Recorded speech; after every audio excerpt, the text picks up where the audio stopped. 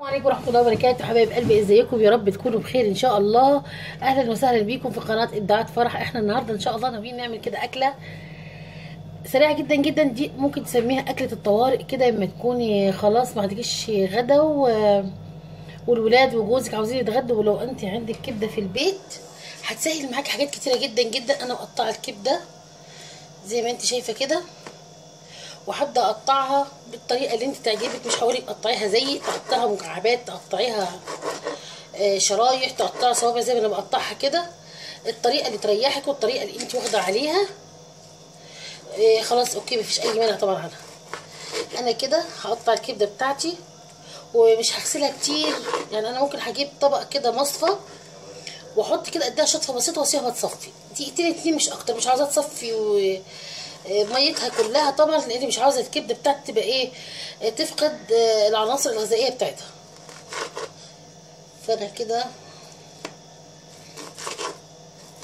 هقطع الكبده بتاعتي النهارده. انا حابه اعملها بطريقه سهله وبطريقه كمان بتكون كده طعمه جدا جدا. في طبعا الكبد انا عن نفسي بعملها الكبده بكذا طريقه، وفعلا انا منزله ليها كذا طريقه في القناه بتاعتي، بس النهارده حابه اعملها بطريقه بسيطه وسهله. مش هحط طبعا اضافات كتير، انا هحط بس الفلفل الحار ده لان انا بحب الفلفل الحار في الكبده.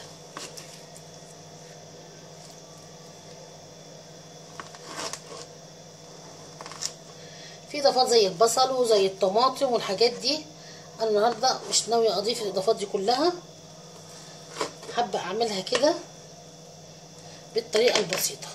حبيب قلبي، زي ما انتم شايفين انا هنا قطعت قرن واحد بس من الفلفل الحار. وهنا كتير منكم بيسالني بتستعملي سمنه ايه يا فرح؟ انا بستعمل البقره الحلوب، ولو استعملت سمنه نباتي بستعمل سمنه روابي، حاجه من الاتنين. مفيش حاجه تالته قبل ما تخش غير هي السمنه طبعا البلدي، اللي هي البلدي البيتي الفلاحي، مش العلب اللي هي بتتعمل في البيت معناها صح. وهنا انا غسلت خلاص الكبده زي ما انتم شايفينها كده وسايباها هنا بتصفي، هي خلاص صفت كويس جدا.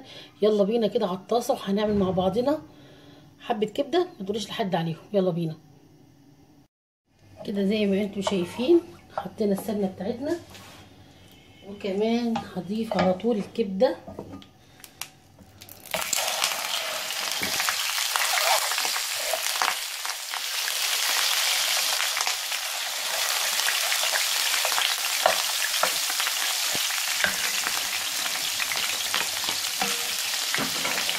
حابه بس اقول لك كده كام معلومه بسيطه. المعلومات دي انت هتفيدك في مطبخك. الكبده دي بلدي، انا عشان خاطر كده قطعتها على طول بحمرها. اما انت لو استعملتي الكبده المجمده يا ريت تسلقيها الاول. لو سلقتيها ريحه الكبده بتبقى ازرق، لان صراحه الكبده اللي هي المجمده بتكون ريحتها فيها زفاره. فانا هقول لك على طريقه كده بسيطه لو انت تستعمليها هتخلي لك ريحه الكبده ان شاء الله اظرف ما انت تعمليها على طول. الكبده المجمده يا ريت تسلقيها مع ورق اللورا، وكمان حبه فلفل حصى، يعني حصى اللي هو لسه ما اتطحنش. تحطي كام حبايه من الفلفل وما تحطيش ملح، وتديها كده نص سلقه عشان خاطر متبقاش مجمده، وكمان عشان خاطر ريحتها تبقى طيبه. واول ما انا بشوحها هضيف لها نص ليمونه مع الفلفل الاسود طبعا والبصل والحاجات اللي احنا دايما بنستعملها، بتخلي ريحه الكبده جميله جدا جدا وبتضيع ريحه الزفره منها. لكن دي كبده بلدي مش محتاجه اي حاجه مني غير انا هحط لها كده حبه البهارات، وكمان هحط لها قرن فلفل الحار ده بيديها طعم كده. احنا بنحب الحار يعني. لو انت طبعا ما بتفضليش الفلفل الحار ممكن تحطي فلفل اللي هو الفلفل البلدي، مفيش فلفل مفيش اي مانع. هنا كده انا خلاص كده هسيب الكبده بتاعتي تتشوح. بس حابه اقول لك كمان حاجه ضروريه جدا جدا، يا ريت تحط لها نص معلقه من ال10 بهارات اللي انا نزلتهم قبل كده في القناه بتاعتي. ال10 بهارات دول فعلا التوابل دي رائعه سحريه، بتدي طعم للاكل وخصوصا للحوم والكبده والفراخ والحاجات دي، بتدي لها طعم رائع بجد بجد. حباكم كلكم تشوفوا الفيديو ده وتعملي العشر بهارات وتخليها في البيت عندك، هتخليلك اكلك ليه طعم ومذاق يعني جميل جدا جدا. هيقولوا ايه السر؟ يعني انت السر الشطرتي ولا السر في العشر بهارات؟ يا ريت تعملوه ان شاء الله، هتدوني هتفرق معاكم جامد جدا. انا عامله العشر بهارات يعني ما شاء الله عليهم، بيخلوا ريحه الاكل. انا شامه ريحه الكبده والله العظيم بكلمكم بجد، ريحه طالعه تحفه تحفه. يعني كنت فعلا اتمنى كده ان كلكم قاعدين جنبي شامين ريحه الكبده بتاعتي. واو، ما تقولوش على حد ابدا طبعا.